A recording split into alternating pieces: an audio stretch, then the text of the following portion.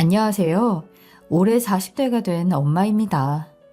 제가 결혼을 할 때도 복잡한 일이 많아서 나중에도 순탄치 않겠다는 생각이 들었는데 다행히 아이를 갖고 나니 모든 것이 자리를 잡게 된 것 같아요. 사람들이 이런 말 하잖아요. 부모가 돼봐야 인생을 아는 거라고요. 저도 제가 결혼 전과 후 임신하기 전에는 정말 다른 사람이라고 생각될 정도예요.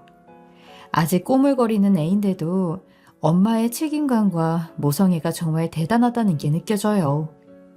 엄마랑 다투기만 하면 너 닮은 애 낳아서 키워봐 하던 그 말도 이해가 되네요.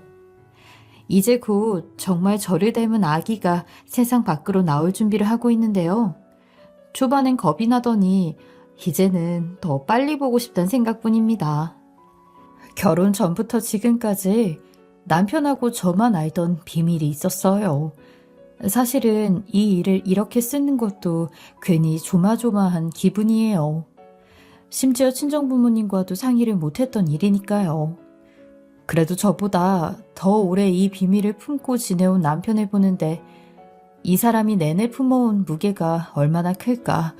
이제야 결혼한다고 믿을 수 있는 사람을 만나 털어놓았다는데 이런 비밀 하나 알았다고 결혼 못하겠다고 가버리면 그 상처가 얼마나 클지 저보다 제 남편이 더 걱정이 됐어요. 서로 마음은 다 확인했는데 이런 비밀을 안고 사는 게 맞을까, 잘 살 수 있을지 결혼 전엔 불안했죠.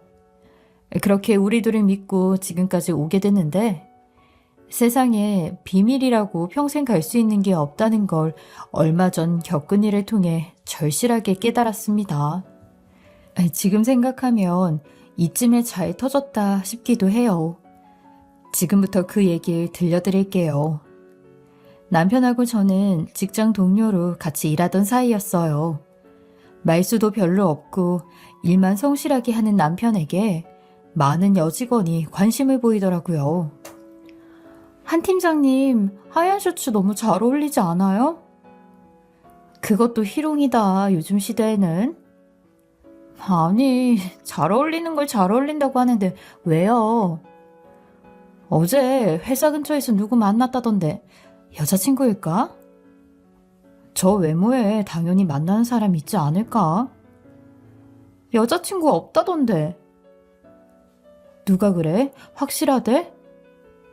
저렇게 괜찮은 남자를 잡아야죠. 요즘은 여자가 남자를 쟁취해야 하는 시대 아니겠어요? 한 팀장님 같은 사람 남편 되면 정말 가정적이고 좋을 것 같아.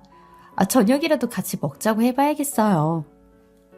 훈훈한 외모에 바르고 올곧고 착실한 남편을 보면서 많은 여자가 만나보고 싶어 하더군요. 솔직히 저도 다른 사람 이야기 들으니 생각지도 않던 장점이 보이긴 했죠. 그렇다고 인사만 몇 번 주고받고 지내던 옆 팀의 팀장과 무슨 사건을 만들고 싶진 않았어요. 아무래도 회사라는 곳도 너무 큰 사회조직이라 행동 하나만 잘못해도 여자가 괜히 피해를 크게 보는 법이거든요. 잘 웃고만 지나가다가도 뭐 웃음을 흘리고 해프게 행동하느니 마느니 하는 이야기가 도는 게 괜히 신경 쓰여서 저도 최대한 다른 분들하고 이야기할 땐 거리를 두는 편이었어요. 그리고 얼마 뒤 회사의 큰 프로젝트 때문에 각 팀에서 몇몇 사람들이 착출됐고 그 중에 남편과 제가 있었죠. 워낙 높은 직급 이사며 본부장님들이 오는 자리라서 결국 이 일을 다 주도해서 해야 하는 게 팀장 직급인 남편하고 저였어요. 당황스럽긴 했지만 그래도 회사에서 시키는 일을 마다할 수는 없었으니 하는 수 없이 야근해서 몸을 혹사할 수밖에 없었죠. 겨우 제때 퇴근한 지 몇 개월 안 됐는데 절대 편하게 다니게 두지 않는구나. 회사도 야속했지만 어쩌겠어요. 의린 입장에서 부지런히 해내야죠. 그래서 전 매일 기획안을 쓰고 자료를 공유하고 보고서며 회의록을 만들어서 올렸고 그때도 남편하고는 말을 한다기보단 사내 메일을 주고받는 정도였어요. 그런데 어느 날부터 아침에 출근해서 보면 제 자리에 커피나 간식이 놓여 있더라고요. 주변 친구들이라면 눈치를 줬을 것 같은데 짐작 가는 사람이 없었죠. 그게 한 달 정도 지나니까 계속 제가 모르는 사람이 주는 걸 받아먹고 있는 게 좀 찜찜하더라고요. 그래서 이곳저곳 물어보니 아침 일찍 남편을 본 사람이 있다더군요. 어떻게 한마디도 없이 이렇게 오랜 기간 주고 갈 수가 있나 이상해서 회사 메신저를 통해 처음 남편에게 말을 걸었어요. 저 커피 주시고 간 분이라면서요. 네, 편하게 드세요. 말을 해주셔야 알죠. 이게 한두 번도 아니고 저는 조금 부담스러운데요. 나중에 제가 다른 걸로 갚도록 할게요. 커피값만 꽤 들었겠어요. 혼자서 다 하시는데 미안해서 그래요. 그럼 일을 도와주세요. 미안하면. 끝나곤 회사에서 일을 잘 안 하시는 것 같아서 몇 번 찾아가긴 했는데 자리에 없으시더라고요. 퇴근 후에 야근하고 있으면 은근히 생색낸다고 느끼는 사람들이 있더라고요. 그래서 노트북을 들고 회사 근처 카페에 가서 일하곤 했는데 그때 몇 번 제 자리로 찾아온 눈치였죠. 그러고 나니 안 도와줬다고 말한 게 좀 미안해지더라고요. 오셨었구나. 제가 회사에 있는 게 싫어서요. 근처 자주 가는 카페가 있어요. 저한테도 알려주세요. 도움 하나도 안 되는 팀장 만들지 마시고요. 일 있는 거 나눠주세요. 솔직히 남편도 이 일을 그렇게 할 생각이 없는 것 같아서 저 혼자 군소리 없이 하고 있었는데 그래도 양심은 좀 있는 사람이다 싶었죠. 그렇게 2달 이상을 매일 퇴근 후에 밥도 먹고 카페에서 함께 일을 하다 보니 사람이 정이 들더라고요. 몇 마디 안 하고 있는데도 이 사람이 어떤 생각을 하는지, 불편할 때 어떤 표정인지 조금은 알 수 있었죠. 팀장님, 로봇인 줄 알았는데 가끔 보면 사람 같기도 해요. 회사에 말이 참 많더라고요. 그래서 어느 순간 입을 닫게 된 것도 있어요. 친한 동기가 5 있었는데 다들 남들 말 때문에 퇴사하더라고요. 그것 보니 괜한 문제가 생길 것도 같고 해서 좀 친해지면 다르긴 한데.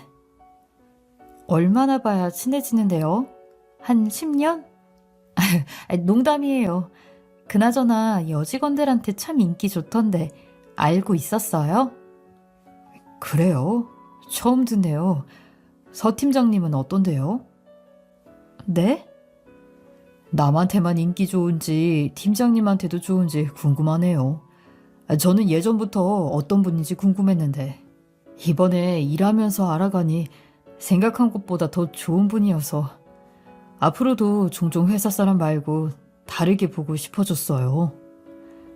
뜬금없는 과감한 고백에 저도 모르게 안 들리는 척 딴 곳을 보게 되더라고요.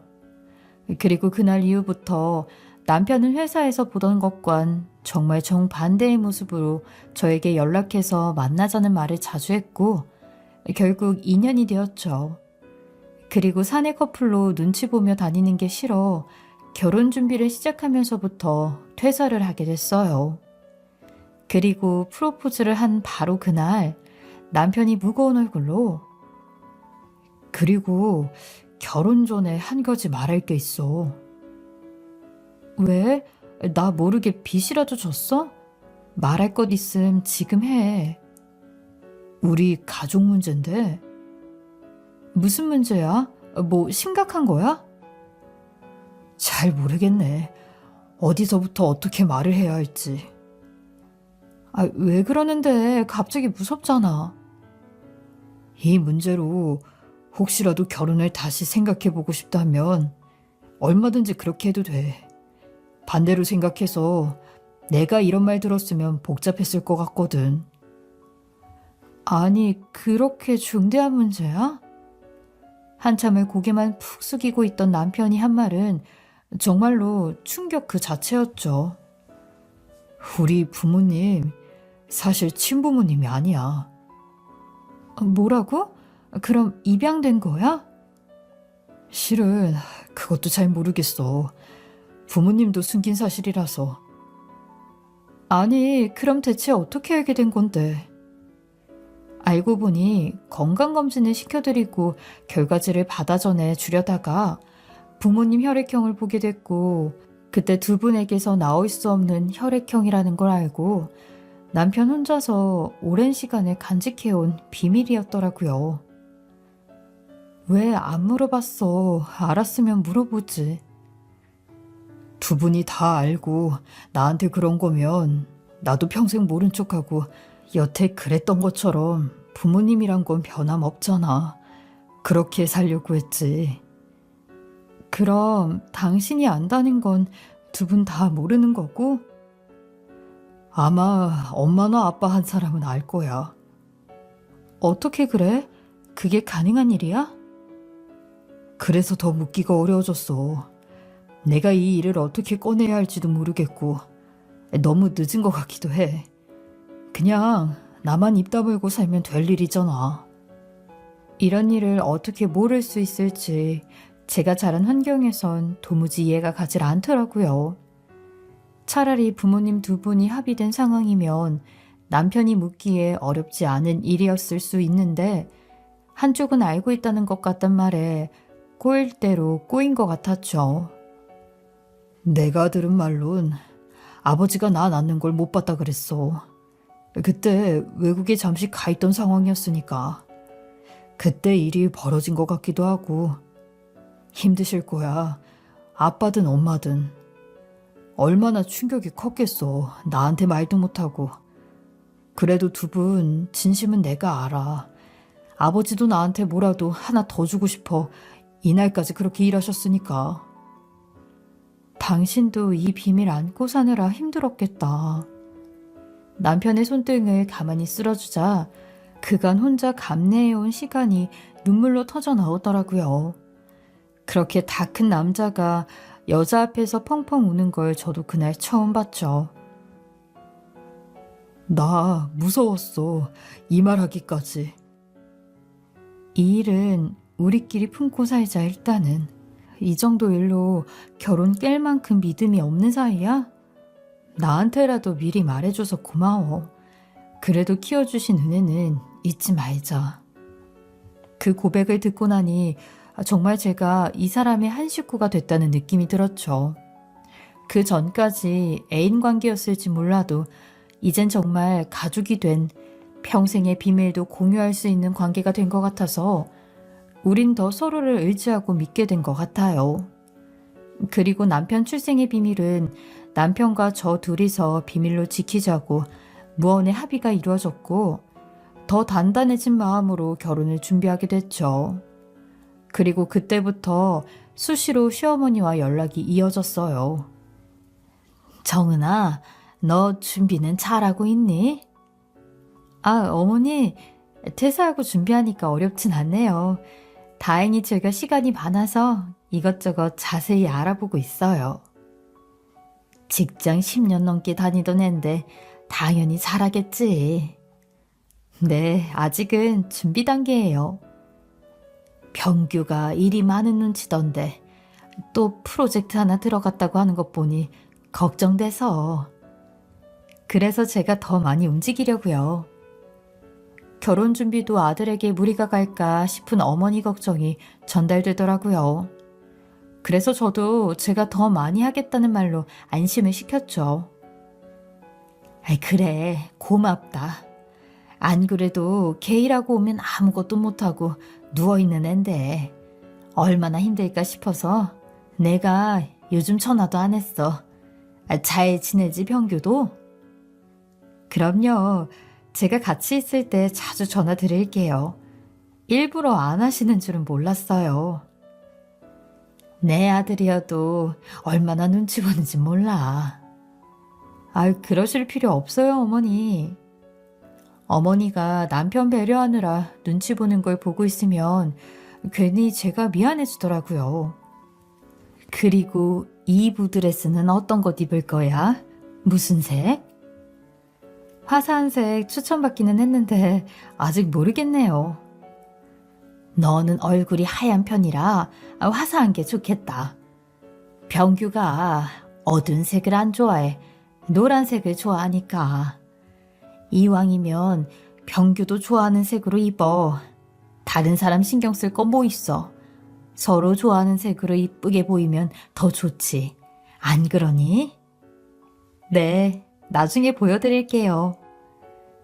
드레스까지도 남편 마음에 드는 걸 입었으면 하는 어머니 말이 묘한 압박이 느껴지면서 앞날이 걱정되더라고요. 지금도 이런데 결혼해서 밥이라도 잘 못 챙겨 먹는 걸 알면 얼마나 큰일이 벌어질까 앞이 깜깜했죠.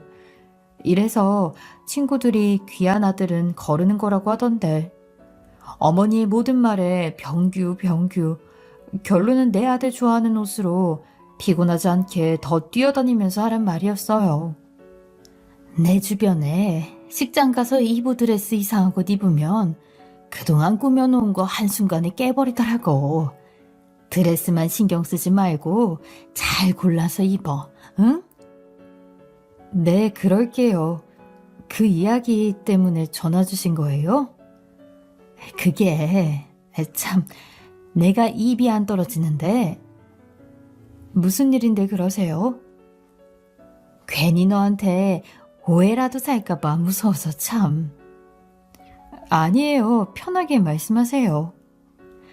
내가 말한 것 우리 둘만 아는 비밀로 해줄 수 있어? 아, 네, 그럴게요. 어머니가 계속 할 말을 미루고 또 망설이는 걸 보면서 저도 겁이 나더라고요. 이런데 괜히 의견 충돌 때문에 결혼이 깨지는 경우를 주변에서 너무 많이 봐서 모든 상황이 살얼음판 위를 걷는 것 같았죠. 이건 어디까지나 정말 궁금해서 그런 거야. 너를 의심하는 것도 아니고 내가 나쁘게 이용하려는 생각 추호도 없어. 어떤 건데요? 저는 괜찮아요. 산전 검사를 받아봤으면 하는데 결혼 전에. 아주 생각을 못했던 이야기는 아닌데 갑자기 어머니가 이런 것부터 생각할 줄은 몰라서 저도 당황했죠. 평소에 손주 타령을 한다거나 그런 낌새가 조금도 없었거든요. 특히 시아버님은 더 이런 부분에서 열린 생각을 갖고 있던 분이었어요. 초반에 상견례 자리에서도 먼저 이런 말을 꺼내더라고요. 요즘 뭐 딩크족이라고 하나? 뉴스 보니까 그런 부부 많이 있다던데. 저는 그것도 애들 선택이 그렇다면 나쁜 건 아니다 싶어요. 우리 때 아이 낳는 게 무조건 필수적인 일이었지만 부부끼리 서로 잘 지낼 수만 있다면. 맞아요. 애가 주는 기쁨도 있지만 언제라도 직장 새로 다니고 싶으면 다니고 결혼 때문에 괜히 정은이 퇴사한 것도 마음이 쓰입니다. 저희는. 사돈보다 아유 저희가 더 옛날 사람 같네요. 부끄럽습니다. 왜요?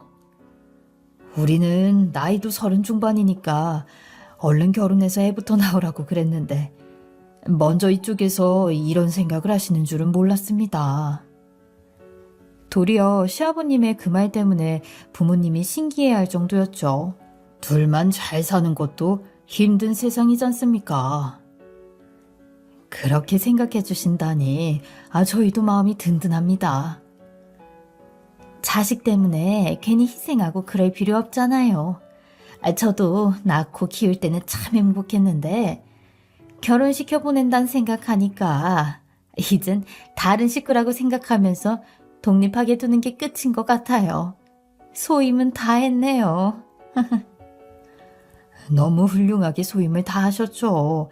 훌륭한 사위를 보내주시고 생각도 깊고 정은이한테 배려도 많이 해줘서 제가 벌써 사위한테 빠졌어요. 이 사람 사위를 너무 좋아해서 제가 밀려났어요. 서로 이런 분위기 속에 이야기를 이어갔는데 어머니의 갑작스러운 태도 변화가 당황스럽더라고요. 그럼 그날한 이야기는 결국 다 가짜로 꾸며낸 거라는 뜻이잖아요. 그럼 병규 씨도 같이 가서. 아니 우선 너부터 받아봤으면 좋겠어. 내가 뭐 불임 나왔다고 해서 갑자기 결혼하지 말라고 할 것도 절대 아니고 확인차 한번 해봤으면 좋겠다는 뜻인데. 그러니까 그걸 저만요? 내가 이럴까봐 말을 안 한다고 한 거야. 이렇게 내가 죽은 소리 하면서 사정하는데도, 넌 끝까지 그렇게 꼭 말을 듣니? 말한 사람 민망하게. 갑자기 이러시니까 조금 당황스러워서요. 약속해. 결과가 어떻든 간에 달라지는 건 아무것도 없어. 한번 궁금해서 그런 건데, 시어머니 부탁인데 어렵겠니? 평규도 내가 무슨 손주 낳아달라고 보채는 엄마처럼 생각할까봐 오해 사기 싫어서 그래. 결국 본인 아들에겐 눈치가 보이는 일을 저에겐 요구하더라고요. 그래도 어머니가 이 말을 꺼내기까지 계속 어려워했던 걸 아니까 저도 한번 져주자 싶은 생각에 알겠어요. 결과 나오면 알려드릴게요. 어머, 정말? 고마워. 절대 나쁘게 생각할 거 없어. 말 그대로 검사니까 가능 여부만 보려고. 사실 내 주변에 불임인 며느리가 많아서 고생하는데 그때 말한 것처럼 애 없이 둘이 살아도 돼. 정말이야. 그래도 알고 있는 것하고 대비를 못하는 건 다르니까. 대체 어머니가 무슨 대비를 하고 싶은 건지 모르겠으나 어머니도 손주를 바라는 세상 똑같은 시어머니구나 하는 생각이 들었죠. 그리고 아무 문제 없다는 소견을 받고 어머니에게 전해드릴 겸 시댁을 찾아갔어요. 제게 내색은 안 하고 있지만 굉장히 바라는 눈치인 것 같으니 저도 얼른 털어버리고 싶은 마음이었죠. 보세요, 어머니 그때 말씀하신 거. 문제가 없네. 없어. 그런데 어머니 반응이 좀 이상했죠. 마치 문제가 있었음 하는 눈치였는데 문제가 없다고 하니 실망한 기색이 역력했어요. 문제 없다는데 왜 그러세요? 나 하나만 부탁해도 되니? 어머니 입에서 부탁이라는 단어만 나와도 가슴이 철렁 내려앉는 것 같았죠. 그래도 듣지도 않고 거절할 수가 없는 상황이라 차분히 어머니 얘기를 들었습니다. 아이 낳는 걸 조금만 미뤄줬으면 해서. 너도 네 삶이 있는 건데 결혼하자마자 애부터 가질 생각하면 너무 신혼도 없고 요즘 산후우울증 아주 심각해. 알지? 애를 기다리기는커녕 늦게 낳아달라고 말하는 게 너무 어이가 없어서 어머니께 저도 되묻게 됐죠. 그러니까 애를 늦게 가지란 거죠? 혹시 제가 어머니 말을 잘못 이해한 건 아니죠? 그래, 천천히 낳으라고, 천천히. 한 3년 뒤쯤. 3년이요? 저도 나이가 있는데 대체 무슨 이유로? 순간 어머니가 낯빛을 싹 바꾸면서 공격적인 태도로 이게 어디? 시어머니를 취조해? 저도 순간 처음 보는 어머니 모습에 당황해서 어머니, 그게 일반적인 상황은 아니니까 무슨 이유가 있을 거라는 생각이 들어서 그랬어요. 제가 당장 아이를 낳겠다고 한 건 아니지만 3년이란 시간도 그렇고. 한 번이라도 너 나한테 네 한 적이 있어? 죄송합니다. 내가 기이하게 키운 우리 아들 홀랑 데려가면서도 그래도 우리 아들이 데려온 사람이라니까 품으려고 애를 쓰는데 너는 시어머니한테 왜라는 소리만 묻고 눈치를 그렇게 봐도 눈 하나 깜짝을 안 해, 독한 게. 어머니 뜻을 모르겠어서 그랬어요. 배려지. 널 위한 배려. 너 신혼 즐기고 나한테도 준비 시간을 달라는 거야. 너 애 낳으면 가까이 사는 내가 아무래도 한 번은 돌봐주지 않겠니? 할머니 된다는 게 다 좋은 건 아니야. 나도 여잔데 안 그러겠냐? 참, 어떻게 너만 생각해 항상? 제 주위엔 손주 태어나길 기다리는 할머니밖에 안 봐서 이렇게 본인이 준비가 필요하다는 말이 쉽게 이해가 가는 상황은 아니더라고요. 그래도 어머니 뜻이 전 그렇다고 하니 저도 그러기로 했죠. 무조건 피임해. 신혼 땐 더 위험하니까 잘하고. 거기 일단 사인하고 가. 너하고 나만 맺은 계약서 같은 건데 또 토달아 봐라. 사인을 왜 해요 하면서. 신신당부하며 사인까지 하게 만들더라고요.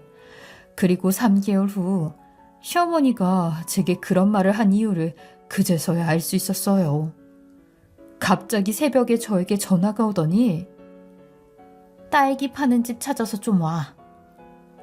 어머니, 새벽 2시에 무슨 딸기를, 왜 그러세요? 지금 딸기 생각 때문에 죽겠다니까? 얼마 뒤 어머닌 저에게 임신 소식을 전하더라고요. 환갑의 나이에 임신이라니 뉴스에서나 볼 법한 이야기가 제 삶에 생기니 너무 당혹스럽더군요. 그리고 결혼 전에 이 비밀을 남편을 통해 들었던 저로선 어머니의 임신이 더 걱정됐죠. 그런데 아무 생각 없이 해맑게 웃으며 과일 배달을 시키는 어머니를 보면서 많은 생각이 오갔습니다. 시아버지, 남편의 속은 지금 어떨까? 그래도 어머니는 하늘이 준 선물이야, 선물. 이 나이에 어쩌면 이런 복을 주실 수 있을까? 내가 너 이겼다, 얘. 축하드려요. 우리 집안 남자들은 얼마나 무심한지. 내가 이렇게 어려운 일을 해냈는데도 새벽에 딸기 사다 주는 인간이 없어. 결국 너한테 전화했잖아. 네. 너 딱 보니까 질투하는구나. 아니에요. 제가 무슨 질투를 해요, 어머니. 딱 보니까 진심 아니네. 네 얼굴에 쓰여있다. 오해예요. 조금 놀랐는데 그게 그렇게 보였나 봐요. 나 임신 뒷바라지 해주면 내가 너 아기 가졌을 때 갚을게. 우리끼리 이렇게 서로 돕는 게 가능해지니까 너무 좋지 않니? 그러네요. 그리고 3주 뒤 저에게도 축복 같은 일이 벌어졌죠. 그동안 시어머니의 그 이상한 부탁 때문에 눈치 보느라 제 임신 계획을 뒤로 미뤘는데 이제는 어머니가 먼저 임신했으니 딱히 어려운 것도 없겠다 싶었죠. 그래서 기쁜 소식을 안고 친정과 시댁을 차례대로 들렀는데 아버님이 눈물까지 보이며 친정아빠보다 더 감격에 겨워하더라고요. 고맙다. 고마워. 네가 병규 아빠 만들어줬구나. 아버님, 왜 울고 그러세요? 아버님의 그 눈물이 어떤 의미인지 저도 조금은 알 것 같아 제 눈에도 눈물이 고이더라고요.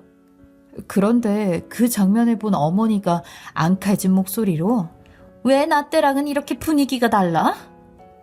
아버님의 뜨뜻미지근한 반응 때문인지 섭섭해하는 걸 대놓고 제 앞에 드러내더라고요. 같이 밥을 먹고 과일을 깎아 거실로 나오는데 제가 소파에 앉자마자 우리 임신 선물 하나씩 줘, 여보. 뭐? 임신 선물? 여자가 임신한 게 얼마나 큰일인데. 한갑에 했다고 주책이다 그러고 있는 거야. 젊은 애보다 내가 한 게 더 어려운 일이야. 알아, 당신이? 엄마, 좀 가만히 있어요. 갑자기 또 왜 그래요? 얘도 받고 싶을 게 있을 거야. 우리 하나씩 받자, 응? 며느리가 직접 말하면 어려우니까 내가 같이 말해서 받는 거야. 그래, 내가 뭘 못해주겠어. 분명히 다 말했다. 녹음해둘걸. 전 괜찮습니다. 시어머니가 딱 보면 알지. 나랑 같이 받는 게 좋잖아. 나는 여보, 당신 가진 작은 건물 하나만 앞으로 줘. 아니면 우리 애들 앞으로 공동명의 할까? 멀쩡히 밥 잘 먹고 무슨 건물 타령이야. 아니, 내가 당신 애를 가졌잖아. 다 늙어서 늦둥이 키워주겠다는데 뭐가 문제야? 손주한테 그 정도도 못해줘? 너도 대놓고 들으니까 기분 나쁘지? 네 시아버지 앞에선 울고 짜고 뒤에선 이런다니까? 그리고 설거지를 하는 제 옆으로 와서 따지듯 묻더군요. 너 계약 위반이야. 계약 위반. 어떻게 할 거야? 그땐 어머니 임신 때문에 그랬던 것 아니었어요? 피임하라고 했지? 3주 차면 너 안 한 거잖아. 했어요. 했는데 임신된 거예요. 내가 3년이라고 시간 분명히 말했잖아, 이 미친년아. 갑자기 시어머니가 제게 욕설을 퍼붓더라고요. 저도 그 말에 너무 기가 막혀서 제가 어머니 인형이라도 돼요? 뭐? 어머니가 애 낳으라고 하면 낳고 안 된다 하면 말고 그렇게 어머니 원하는 대로 조종하는 인형이냐고요. 저도 어머니가 하도 그날 뭐라고 해서 충분히 배려한 거예요. 다시 말씀드리지만 제 나이도 있고 전 아이 낳아서 잘 키우려고 퇴사도 한 거라고요. 그러니까 이 문제로 얘기하지 마세요. 할머니 되기 정 싫으시면 제가 어머니한테 봐달란 부탁 같은 거 안 하면 되죠. 참다 못 견디겠어서 시어머니에게 소리를 냅다 지르고 나오는데 며칠 뒤에 어머니가 전화가 왔더라고요. 다시 예전에 상냥한 시어머니로 돌아가서 미안해, 그날은. 나도 이 기회에 공주 대접 한번 받고 싶었어. 병규고 남편이고 항상 무슨 통나무 보듯 그러니까. 이 기회에 나도 관심 받고 싶고 그랬어. 근데 네가 임신했다니까 반응이 다르잖아. 그래서 속상해서 그랬어. 왜 나만 축가를 못 받냐고. 저도 버릇없이 굴었네요, 그날. 죄송합니다. 그럼 우리 산부인과에서 볼까? 같이 검진도 하고. 어머니랑 같이요? 그럼 우리 사이좋은 임산부 아니야? 제 평생 시어머니하고 임산부 입장으로 산부인과를 같이 가게 될 줄은 몰랐는데 어머니가 같이 갔으면 좋겠단 말에 저도 얼굴 보고 그날 일도 풀 겸 따라 나섰죠. 건강하게 자라고 있다는 의사 선생님의 말에 안도하며 진료를 받고 나와 시어머니를 기다리는데 멀리서도 깔깔거리는 웃음소리가 들리더라고요. 그리고 아버님 전화가 와서 다른 산모들 없는 조용한 구석으로 들어가서 통화를 하는데 그곳에서 어머니 목소리가 생생히 들리더라고요. 나직이 속삭이는 그 목소리 훨씬 잘 들렸죠. 아니, 지금 3주면 없앨 수도 있잖아. 가능하지? 그렇죠. 근데 임산부로 함부로 약 안 먹을걸요? 보니까 며느리가 만만치 않겠던데. 어머니가 줬다고 그걸 받아 먹겠어요, 다 할아버지. 이건 100% 걸린다니까. 물에 타서 먹고 그런 건 없어? 얼마나 먹으면 돼? 한 5회 정도 먹으면 유산되기는 쉽죠. 초기니까. 그럼 가루약으로 해서 좀 줘봐. 밥이나 국 같은 데 넣어서 먹이기 좋게. 일단 내부터 낳고 봐야지. 근데 누님, 누구예요? 그게 뭐 중요해 지금? 있어. 병규 친아빠. 아유, 그분하고 아직도 만나요? 애 아빠니까 뭐지 그럼? 참, 우리 누님, 애 아빠도 아닌 분하고 사는 걸 보니 큰 게 있긴 있나 보네. 남편 건물 하나는 받아야지. 꽉 쥐고 놓지를 않아 아주. 근데 우리 남편 애라면 아주 죽고 못 살거든. 막상 태어나서 보면 뭐라도 해줄 거야.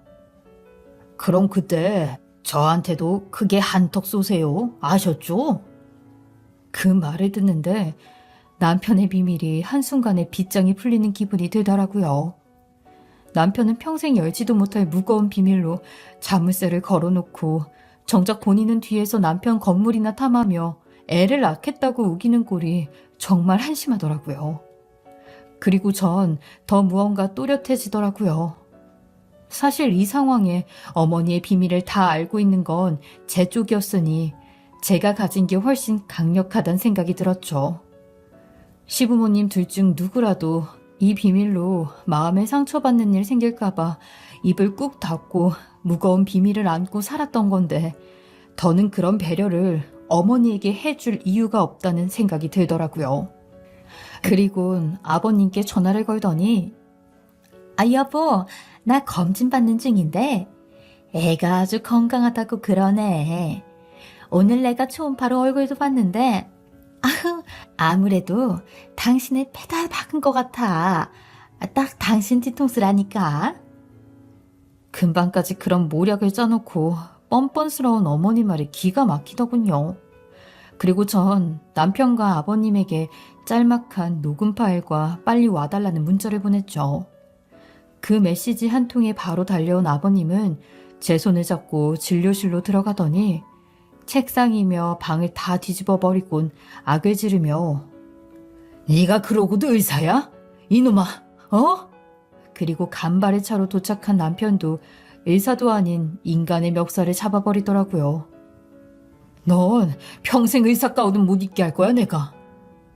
저한테 왜 그러세요? 밖에 누구 없어? 불러봐. 경찰밖에 더 오나. 금방까지 누님 소리하던 의사에게 그런 일이 생기자 시어머니는 당황하며 진료실로 따라 들어오더니 무슨 일이야? 왜 이러냐고 의사 선생님한테. 어머니의 말에 두 남자가 멈칫하더라고요. 그러더니 한 번도 보지 못했던 냉담한 태도로 아버님이 어머니를 노려보며 입을 열었습니다. 대체 언제까지 속일 작정이었어, 나를? 알아듣게 말을 해. 이렇게 말하면 알아듣겠어? 내가 병규 낳기도 전에 무정자증인 거 알았어. 평생 애라곤 갖지도 못하는 놈인데 왜 나한테 애가 둘씩이나 있을까? 그래도 병규 내 아들 너무 귀해서 마음으로 키우자 이유도 안 묻고 살았어. 근데 또 임신해서 나타나 뭐 건물? 아니, 당신 닮은 애를 무슨 소리야? 내가 알아. 내가 다 안다고. 적당히 해 그러니까. 그러더니 아버님은 자켓 안주머니에 접어두었던 서류 한 장을 어머니 얼굴로 던져버리더군요. 혹시나 해서 얼마 전에도 받았다며 제대로 보라고 아버님의 무정자증 검사 결과를 받아든 어머니는 그제야 자세를 고치며 아버님 바지를 잡고 앉더군요. 여보, 미안해. 그냥 난 아이 낳고 싶었던 거야. 당신이 얼마나 잘 키워줄지를 아니까. 당신밖에 없으니까 진심으로 병규처럼 키워줄 거 알아서 그런 거라고. 응? 웃기는 소리 안 해. 차라리 건물 달라고 솔직하게 말해. 사람 속이지 말고. 나 건물 하나도 필요 없어. 그냥 옆에만 살게 해줘. 이 몸으로 나 버리려고 그래? 임신이 당신 무기야? 당신도 애 좋아하니까 그래서 낳는 거잖아. 그래, 내가 애 좋아하는 거 아는데 손주는 왜 건드려? 비임약 타서 먹일 생각을 왜 하냐고 이 여자야. 그건 아니 제가 너무 나한테 못되게 구니까. 이제 그만 입 다물지 그래. 아들 며느리 앞에서 안 부끄러워?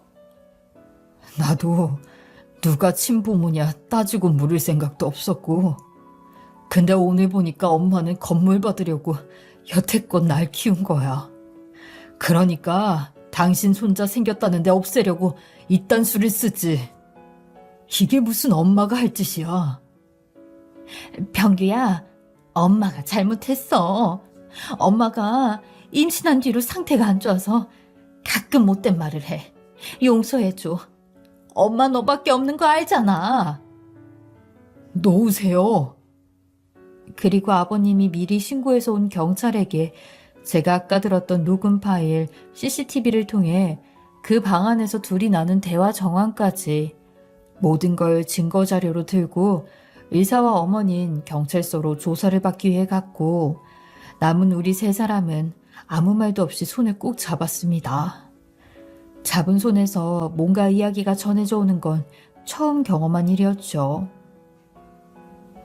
우리 아들, 내 며느리, 오늘 힘들었지? 가서 쉬어. 우리 손주 안 좋은 것 봐서 놀랐을까봐 걱정되네. 얼른 데리고 들어가. 어쩌려고요, 앞으로? 제대로 정리해야지. 이렇게 살다간 건물 뺏기고 우리 아들하고 며느리, 내 손주까지 아무것도 못 주게 당할 수 있으니까 지켜야지. 의사놈은 가만두면 안 되고. 아버지 하고 싶은 대로 해요. 난 따라갈게. 저도요, 아버님. 그렇게 아버님이 손을 흔들며 갔고 이후로 아버님의 결정에 모든 일을 맡겼습니다. 환갑의 나이에 어머니와 이혼하고 재산 분할까지 모든 걸 말끔하게 정리하더군요. 물론 그 의사도 자격 정지를 시키고 이후로도 복귀를 못하게끔 하겠다고 하더라고요. 손주 목숨 건드릴 뻔한 무서운 놈이라고요. 그리고 결국 어머니 뱃속에 있던 아이는 유산됐다는 소식을 들었어요. 나중에 물으니 아버님은 또 모른 척하고 키워줄 생각이셨더라고요. 여태 가족 일에 그렇게 마음 약하던 분이었는데 등을 돌려버리니 무섭더라고요. 남편 말대로 한번 결심이 서면 뒤도 안 본다고 하더니 강단 있는 아버님 모습에 저도 놀랐어요. 아버님도 그간 남편 못지않게 비밀을 지키는 게 너무 힘겨웠는데 이제 좀 편해진 모습이었죠. 10월에 출산 예정일 받아두고 있는 요즘 아버님이 영상으로 육아를 더 열심히 보고 배우고 계세요. 매일 봐주시겠다고 약속도 했는데 아버님 덕에 걱정이 없을 정도예요. 이제야 저도 편한 마음으로 곧 나올 아이를 기다리고 있습니다. 한때는 무겁기만 한 비밀이 지금은 아버님과 남편, 저를 지키는 좋은 힘이 된 것 같은 느낌이에요. 아버님은 우리 아이 덕이라고 하는데 정말 그런 것 같기도 하고요. 어머니가 그런 욕심만 안 부렸어도 지금쯤 모두 행복할 수도 있었을 텐데 다 본인 욕심에 이렇게 된 거죠. 반성이나 하고 있을지 또 누구 한심이나 사서 이런저런 거짓말이나 하고 살고 있을진 모를 일이지만요. 진짜 행복을 만드는 건 대단한 건물이 아니라 한 가족의 울타리라는 걸 멀리서나마 우리 모습을 보면서 느꼈으면 좋겠어요. 제 긴 이야기 들어주셔서 감사합니다.